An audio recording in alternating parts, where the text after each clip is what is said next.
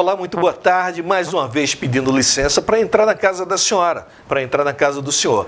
Nesta sexta-feira, dia 26, vamos falar sobre a dependência química. Você conhece alguém que tem problema em relação à dependência química, em relação a drogas? Seja droga ilícita ou lícita.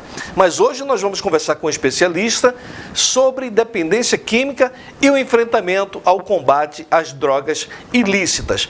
O Brasil Nordeste de hoje está começando.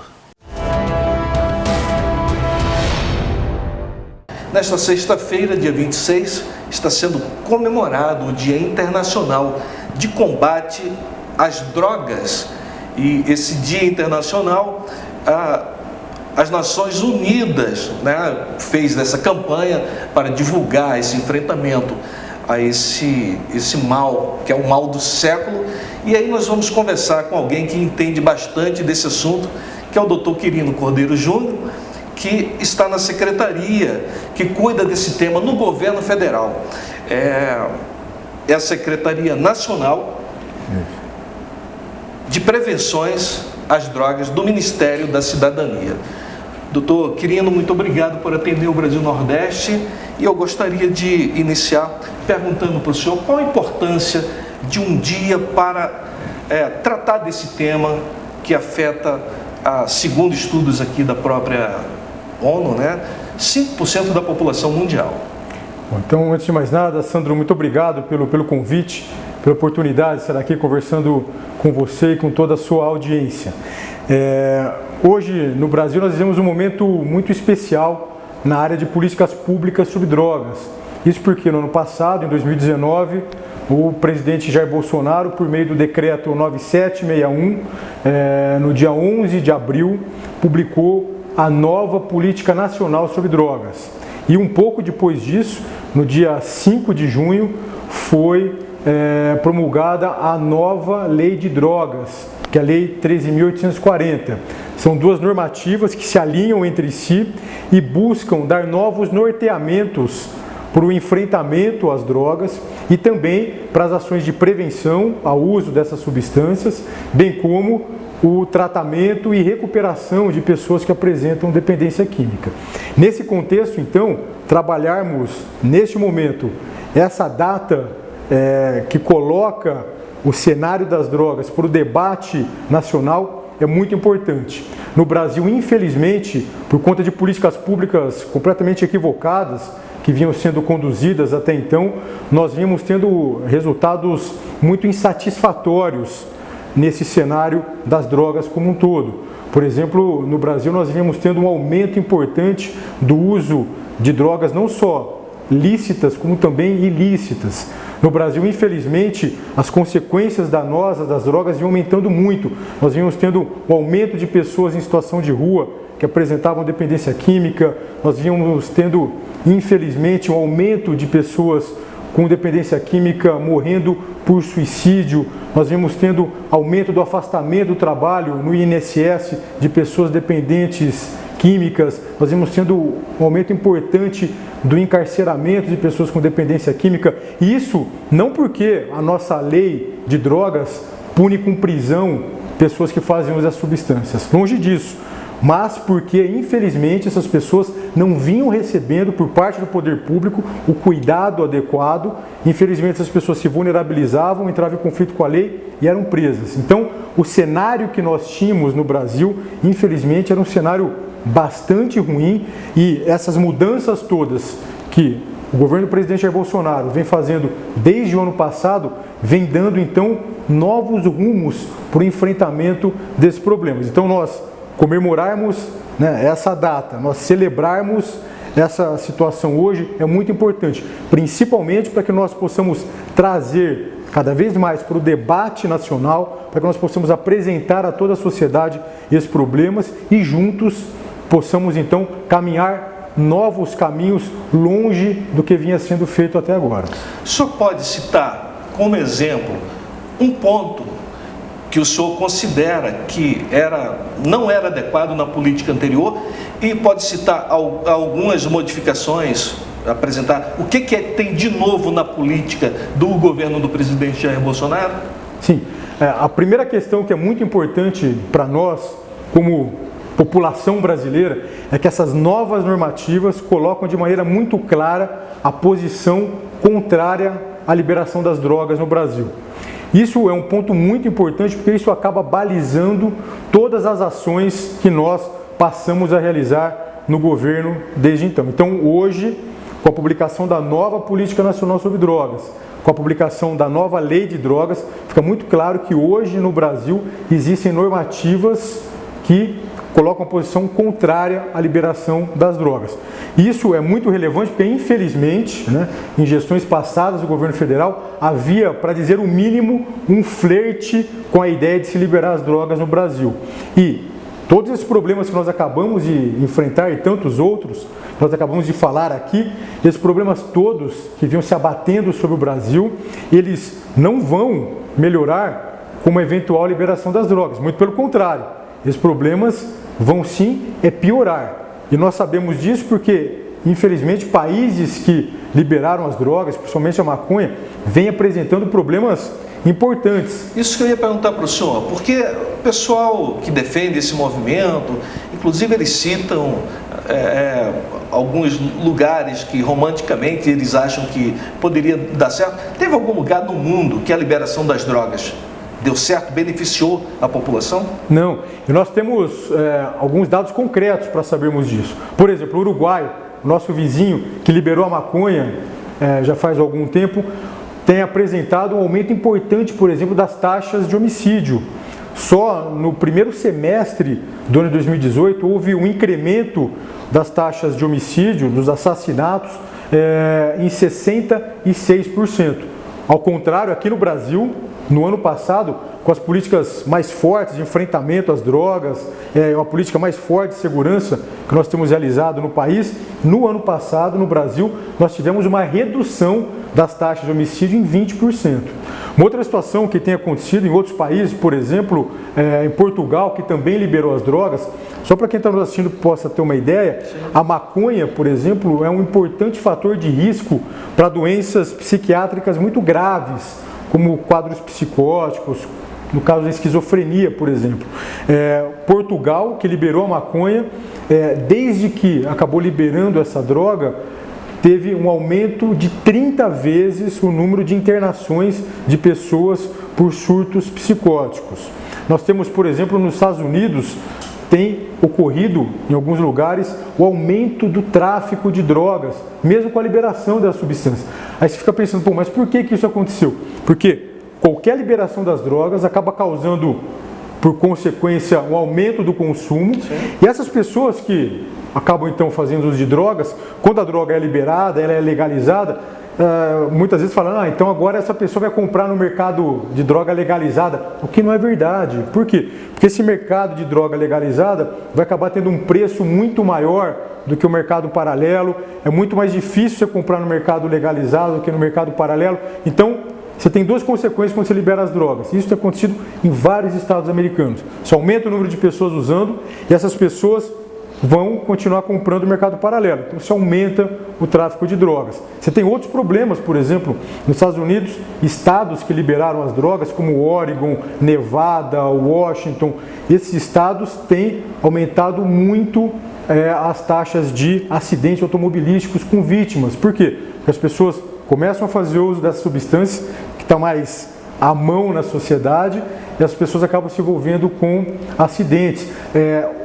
Tem um estudo recentemente publicado no estado do Colorado, que também liberou a maconha, mostrando que no estado do Colorado teve um aumento muito grande com os gastos da sociedade relacionados com a liberação da maconha. Ou seja, a liberação das drogas, Sandro, não é, mas nem de longe, a solução para esses problemas. A solução, na verdade, é o enfrentamento às drogas, como nós temos realizado aqui no governo federal, aumentando, as ações contra o narcotráfico, em especial narcotráfico ligado ao crime organizado. Aqui vale a pena a gente também falar de uma outra ação do governo.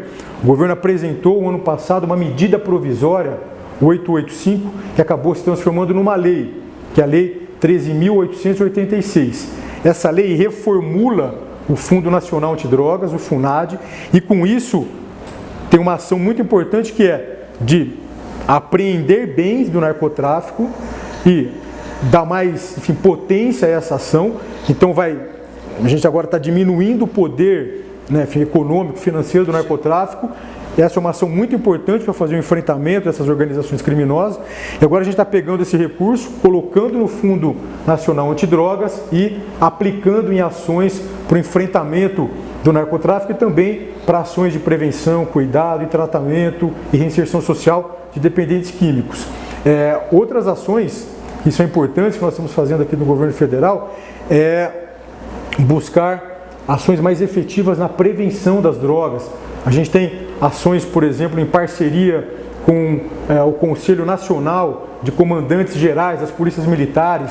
A gente agora tem apoiado financeiramente o PROERD, que é um programa de prevenção ao uso de álcool e drogas nas escolas, realizado pelas polícias federais, enfim, em comunidades terapêuticas, saindo de 2.900 vagas financiadas pelo governo federal até o ano de 2018.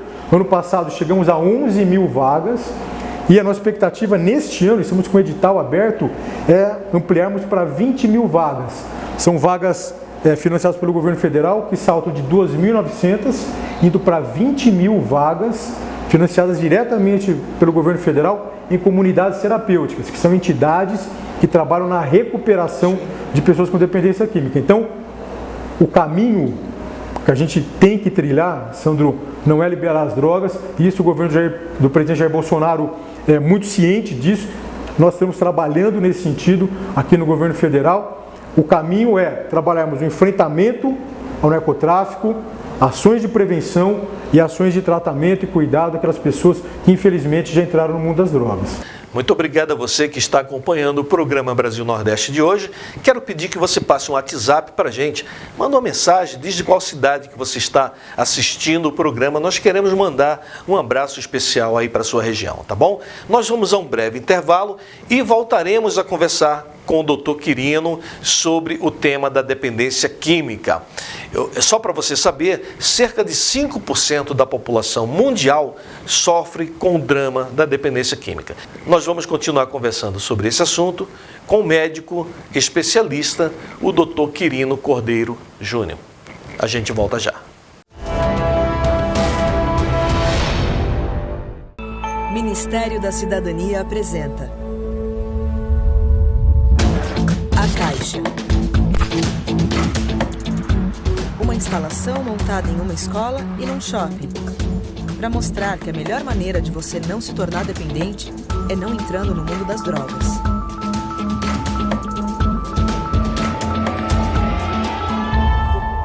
Vocês estão vendo esse rapaz? Ele era igual a vocês, assim. Ele tinha sonhos, ele queria entrar na universidade, né? Mas aí ele acabou um dia usando drogas pela primeira vez. Na minha família eu já passei por isso e sei como é que é, então eu senti muito mesmo. A droga, além de manipular, ela prende você numa situação que é muito difícil sair. Estão vendo esse jovem? Ele tinha sonhos, mas ele acabou utilizando drogas pela primeira vez. Quando uma pessoa vê um negócio desse aí, que ela toma real que realmente as drogas vão fazer mal pra ela e vai acabar com a vida dela. Aquele jovem que passar ali e ver, ele vai pensar, poxa, realmente, aquela pessoa tá presa, por quê? A droga ela pode trazer um prazer momentâneo que estraga a sua vida inteira.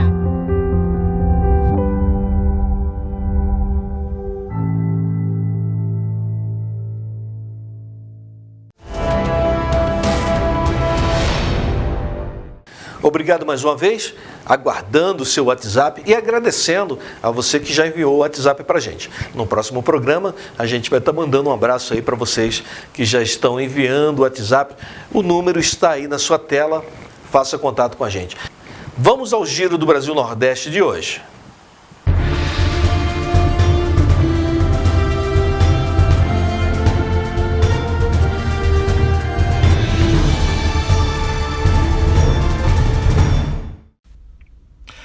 Olá, muito boa tarde a todos os internautas e também aos telespectadores que acompanham o Brasil Nordeste na TV com o Brasil. Olha, uma história muito emocionante aconteceu na cidade de Campina Grande, na Paraíba. É que uma família que mora nessa cidade, né, que é famosa também pelos festejos juninos que esse ano não estarão acontecendo por motivos óbvios, essa família construiu um abrigo que se tornou refúgio para animais de rua na cidade.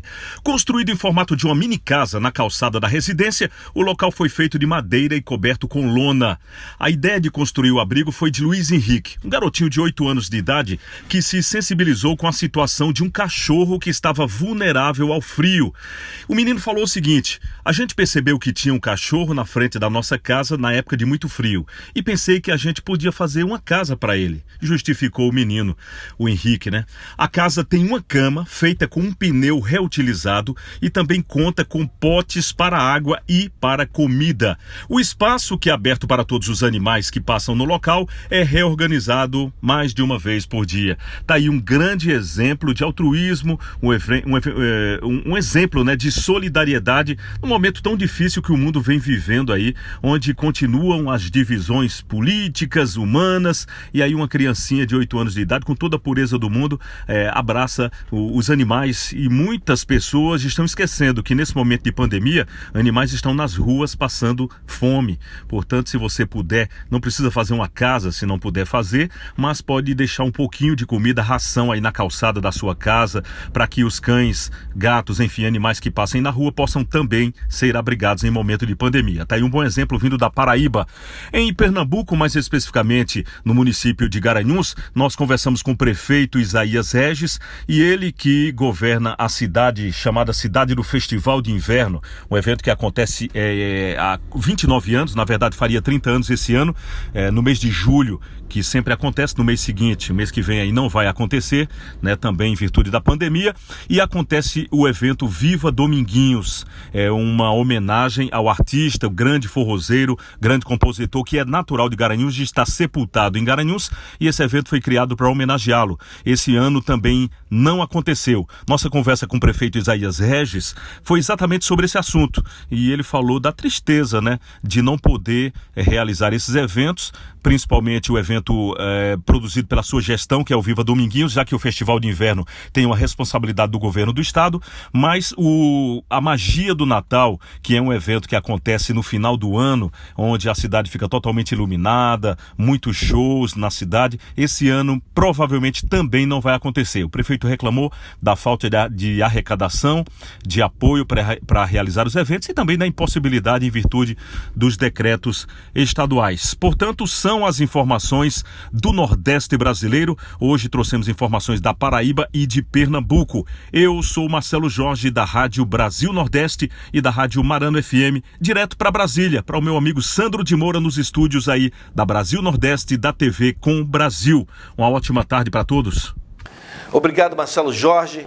Vamos chamar agora algumas pessoas, algumas lideranças que tratam do tema da dependência química. Em seguida, voltamos conversando com o Dr. Quirino Cordeiro Júnior a respeito do tema da dependência química. Vamos rodar. Não é toda a grande mídia, mas uma parte dela comprou o discurso de liberar as drogas melhora a vida das pessoas. E ao contrário, a experiência do mundo, a história da humanidade sobre isso mostra exatamente o contrário. Para quem acha que as drogas devem ser liberadas, daqui uma criança. Recife, boa viagem. É isso. Nesse Dia Nacional de Combate às Drogas, eu, Eros Biondini, presidente da Frente Parlamentar em Defesa das Comunidades Terapêuticas, quero deixar a minha mensagem a você, mãe, pai, a você jovem, às nossas famílias do Brasil. Dizer da importância dessa nossa luta contra as drogas, em defesa da vida e da família.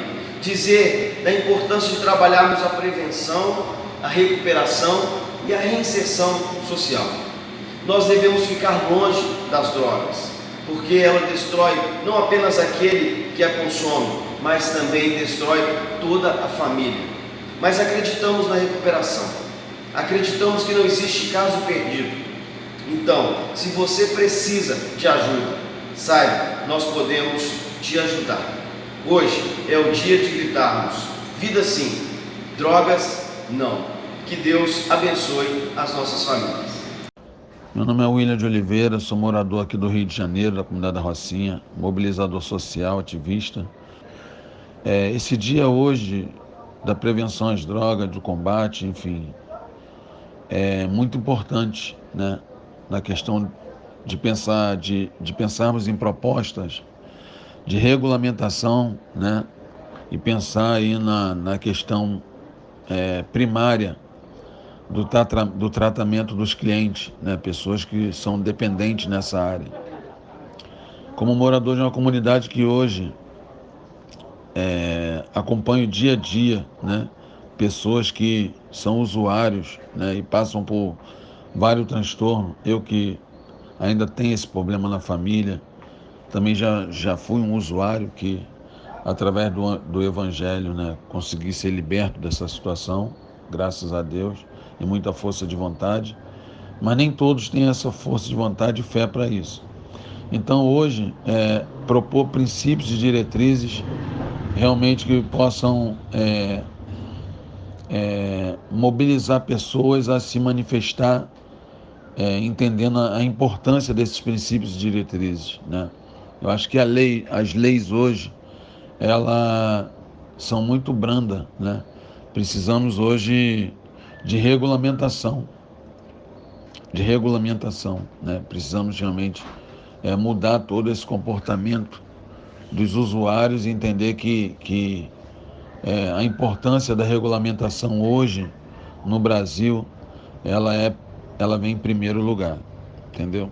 Então, assim, por tudo que já acompanhei, se hoje permanecer da forma que está, infelizmente não sei como será o Brasil, né, daqui a mais 10 ou 20, 30 anos, né, com toda essa facilidade que os usuários têm, né, de obter, né, a droga hoje no Brasil e no Rio de Janeiro.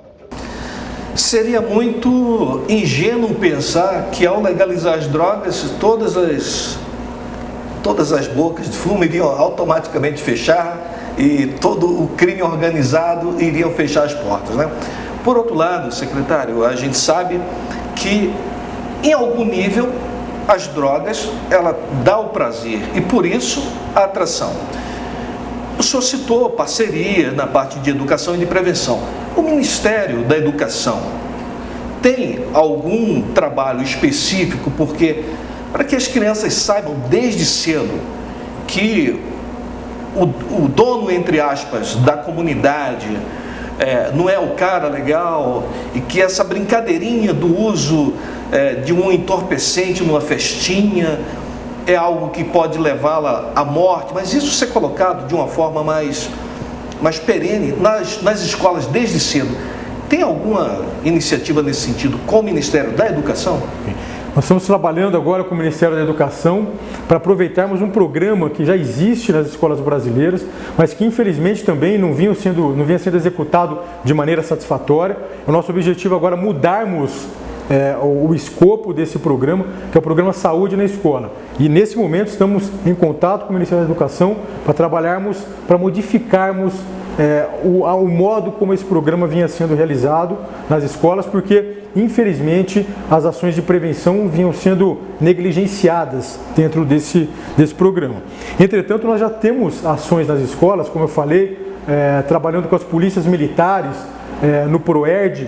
Só para quem está nos assistindo possa ter uma ideia, nós estamos agora imprimindo material didático para os policiais poderem fazer esse programa de prevenção nas escolas, que é o PROERD.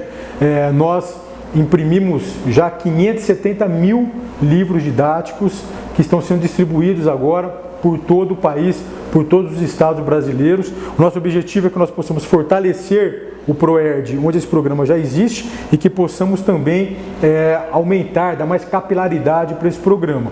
Um outro programa que nós temos também aqui no governo federal, no nosso Ministério da Cidadania, é o PROFESP. O PROFESP é o programa Forças no Esporte. Forças porque é um programa em parceria com o Ministério da Defesa, e esporte porque a ideia desse projeto é trabalhar com crianças em situação de maior vulnerabilidade, como essas que você falou, que vivem o tempo todo, enfim, sendo abordadas pelo crime organizado, pelo narcotráfico. São crianças que o narcotráfico tenta o tempo inteiro cooptar para participarem das atividades criminosas.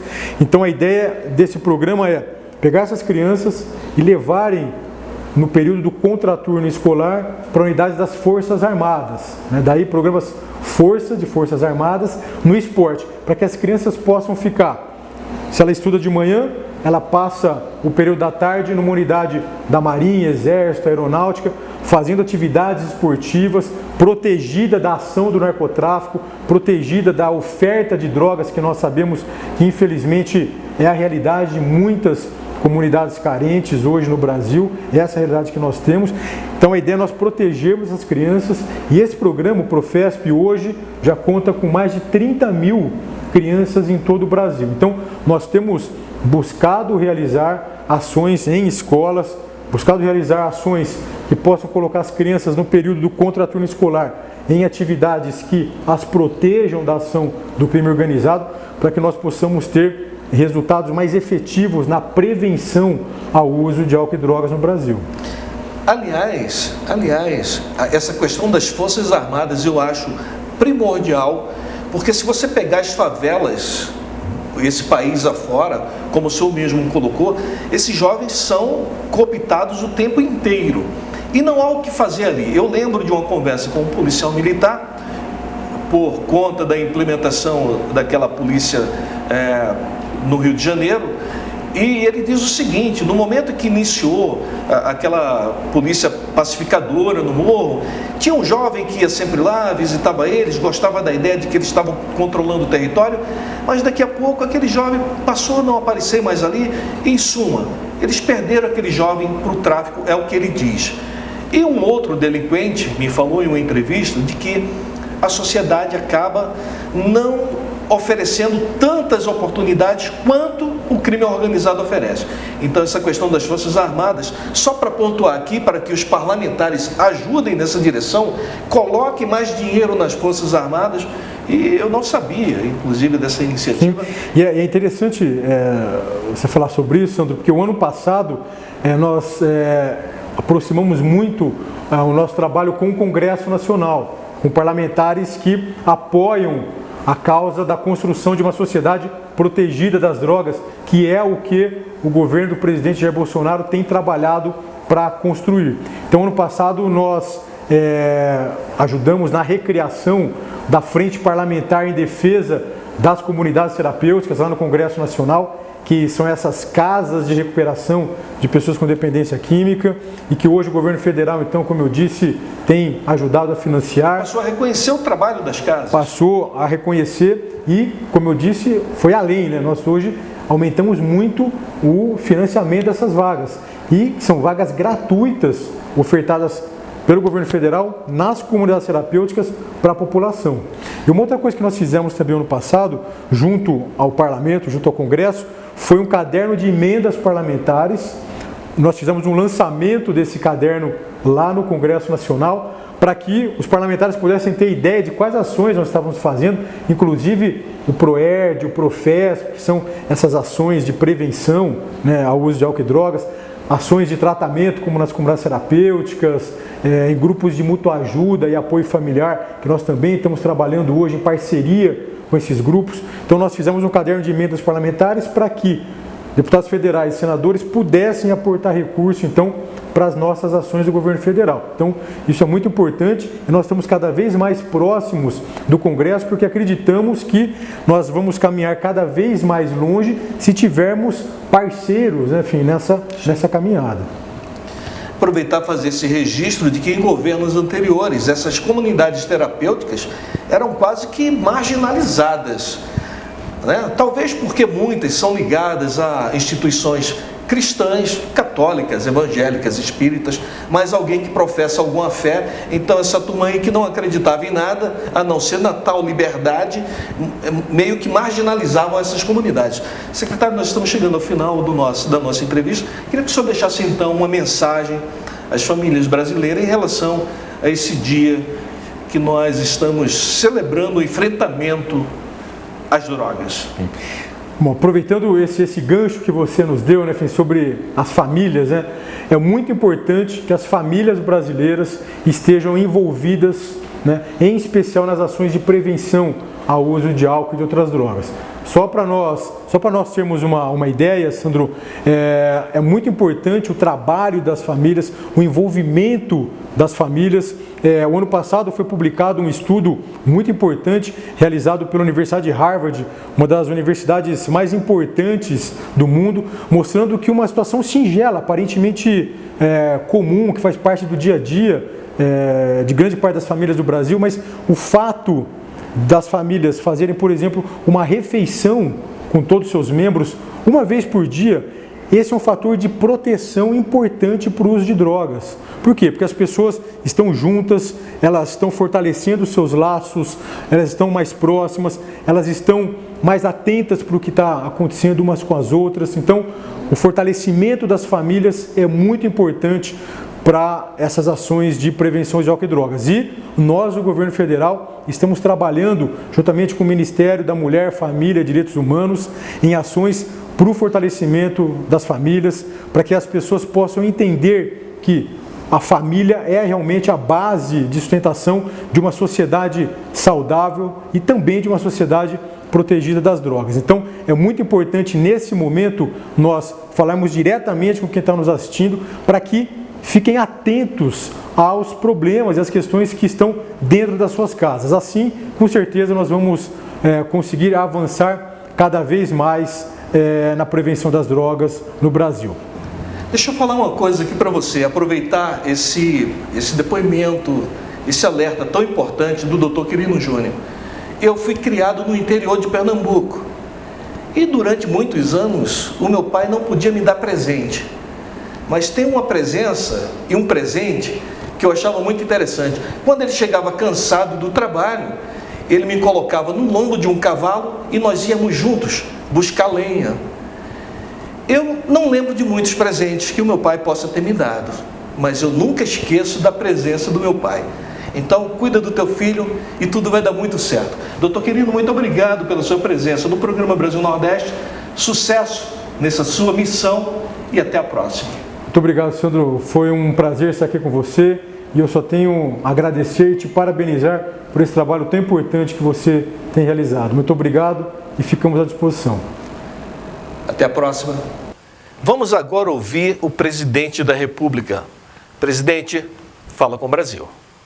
Olha, contra as drogas sempre. Quem puder participar, vá. Afinal de contas, todo mundo sabe que é uma pressão de setores da sociedade para liberar as drogas. E se liberar, a situação que não está fácil no momento do Brasil vai ficar muito pior. Apesar da lei que proíbe a venda de bebida alcoólica para crianças, para menores de 18 anos, em muitos lugares do país ainda é, entre aspas, comum um pai ou uma mãe pedir para uma criança ou um adolescente ir na biroche comprar uma cachaça, uma cerveja, um maço de cigarro. Eu não sei se você já parou para pensar qual a mensagem que você está transmitindo a esses menores. É de que aquilo que você mandou ele fazer é uma coisa normal, é uma coisa comum.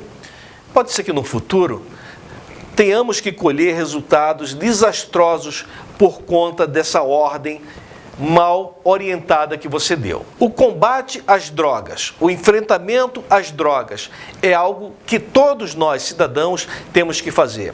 Muito se cobra das autoridades, dos políticos, das polícias, da justiça, mas isso é algo que tem que se combater em casa, com a orientação correta, com muita informação e, sobretudo, com exemplo.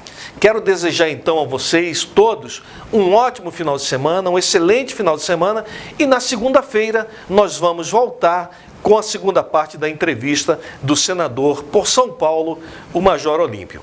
A todos, muito obrigado, um ótimo final de semana, muita luz no seu lar, que Deus abençoe a todos e até a próxima.